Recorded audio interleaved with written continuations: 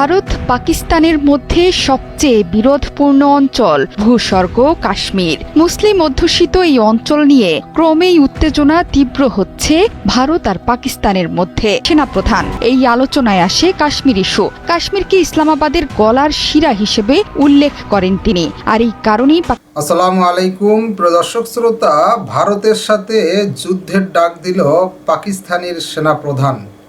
ভারতের ১৩ লক্ষ সৈন্যকে ডরায় না পাকিস্তান। এবার সীমান্তে ভারত পাকিস্তানের যুদ্ধ নিয়ে চাঞ্চল্যকর তথ্য প্রকাশিত হয়েছে।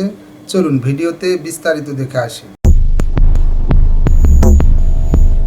পুরনো বেদনায় উথলে পড়ছে পাকিস্তান। ইসলামাবাদের বুকের ভেতর আবারও বাঁচতে শুরু করেছে কাশ্মীর পুরোটাই নিজেদের করার গান। কাশ্মীর সীমান্ত উত্তেজনাও তাই নতুন রূপ পাওয়ার শঙ্কা দেখা দিয়েছে। যে কোনো সময় জমা করা ক্ষোভের বিস্ফোরণ ঘটাতে পারে পাকিস্তানের সেনারা। ভারতের বুকে তাই শঙ্কার কাঁপন উঠছে। কখন কি ঘটছে বুঝতে পারছে না নয়াদিল্লি। এবার পাকিস্তানের সেনাপ্রধান জেনারেল আসিম মুনির বলেছেন, কাশ্মীর ইসলামাবাদের গর্ভস্থ শিরা এবং পাকিস্তান এটিকে কখনো ভুলবে না। তিনি ১৯৪৭ সালে দেশভাগের ভিত্তি ছিল এমন দ্বিজাতি তত্ত্বকেও সমর্থন করেছেন। বিদেশে অবস্থানরত পাকিস্তানিদের এক সমাবেশে ভাষণ দিতে গিয়ে জেনারেল মুনির বলেন, তারা বিদেশে দেশের রাষ্ট্রদূত। তাদের ভুলে যাওয়া উচিত নয় যে তারা একটি উচ্চতর আদর্শ এবং সংস্কৃতির অন্তর্ভুক্ত। তিনি আরও বলেন, আপনাদের অবশ্যই আপনার সন্তানদের কাছে পাকিস্তানের গল্প বলা উচিত।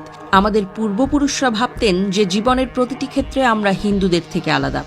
আমাদের ধর্ম, আমাদের রীতিনীতি, ঐতিহ্য, চিন্তাভাবনা এবং উচ্চাকাঙ্ক্ষা আলাদা।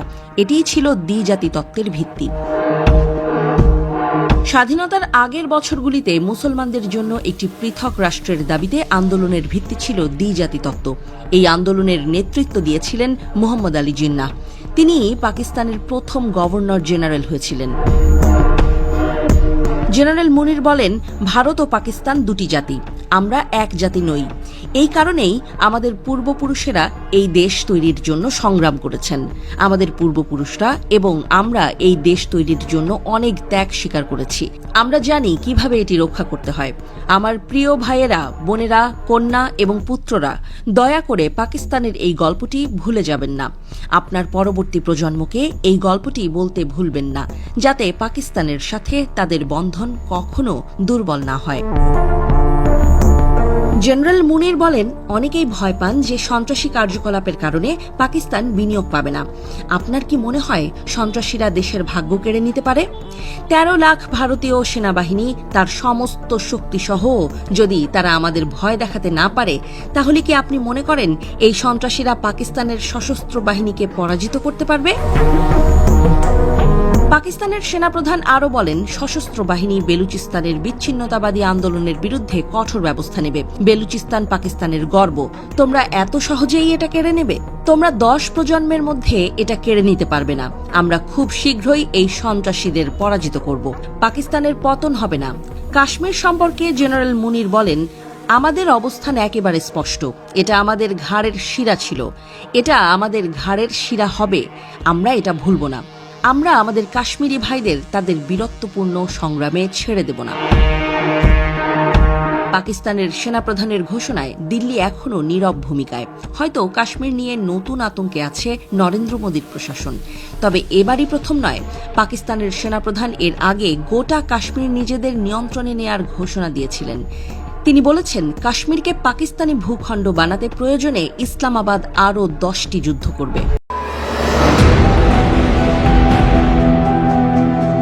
ভারত পাকিস্তানের মধ্যে সবচেয়ে বিরোধপূর্ণ অঞ্চল ভূস্বর্গ কাশ্মীর। মুসলিম অধ্যুষিত এই অঞ্চল নিয়ে ক্রমেই উত্তেজনা তীব্র হচ্ছে ভারত আর পাকিস্তানের মধ্যে।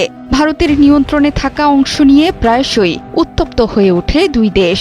পাল্টাপাল্টি ভূমির দাবিতে মরিয়া দিল্লি ইসলামাবাদ। যদিও কাশ্মীরকে নিতে পাকিস্তানের পক্ষ থেকে ভারতকে চাপে ফেলার ঘটনাই সবচেয়ে বেশি। সীমান্তে পাকিস্তান বাহিনী ভারতের ওপর দৃষ্টি রাখছে ২৪ ঘণ্টা। এই কাশ্মীর নিয়ে এবার উত্তেজনাপূর্ণ বক্তব্য দিয়েছেন পাকিস্তানের সেনাপ্রধান আসিম মুনির। বিশ্বের কোনো শক্তি কাশ্মীর থেকে পাকিস্তানকে বিচ্ছিন্ন করতে পারে পারবে না বলে হুঁশিয়ারি উচ্চারণ করেছেন তিনি। ১৩ লাখ ভারতীয় সেনাকে পাকিস্তান ভয় পায় না বলেও মন্তব্য করেছেন সেনাপ্রধান।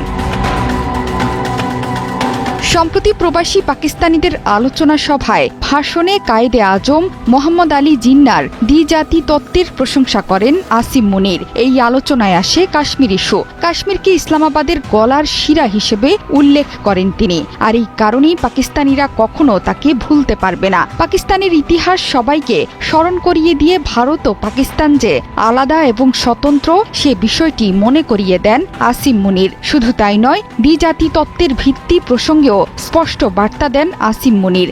আসিম মুনিরের বক্তব্যে এসেছে পাকিস্তানের তেহরিকি তালিবান আর বেলুচিস্তান লিবারেশন আর্মি প্রসঙ্গ। বেলুচিস্তান পাকিস্তানের গর্ব, এটা কেউ সহজে কেড়ে নিতে পারবে না, এমনকি 10 প্রজন্মেও না বলেও হুঙ্কার ছাড়েন সেনাপ্রধান। এর আগেও কাশ্মীরের জন্য প্রয়োজনীয় 10টি যুদ্ধ করার ঘোষণা দিয়েছিলেন আসিম মুনির।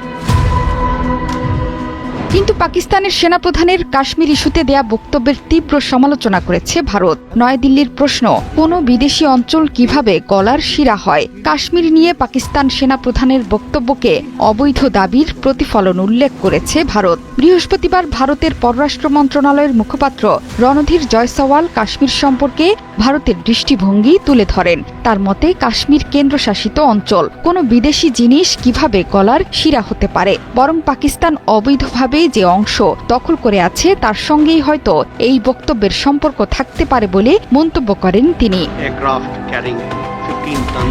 কাশ্মীর ইস্যুতে ভারত পাকিস্তানের পাল্টাপাল্টি বক্তব্যে আবারও দুই দেশের মধ্যে কূটনৈতিক উত্তেজনা তীব্র হতে পারে বলে মনে করা হচ্ছে। এমন পরিস্থিতি অব্যাহত থাকলে কাশ্মীরকে ঘিরে দুই দেশের মধ্যে দীর্ঘস্থায়ী উত্তেজনা পাবে নতুন মাত্রা। দর্শক শ্রোতা, এই বিষয়ে আপনার মতামত থাকলে লিখতে পারেন কমেন্ট বক্সে আপনার মতামত। আজকে এই পর্যন্তই। আল্লাহ হাফেজ।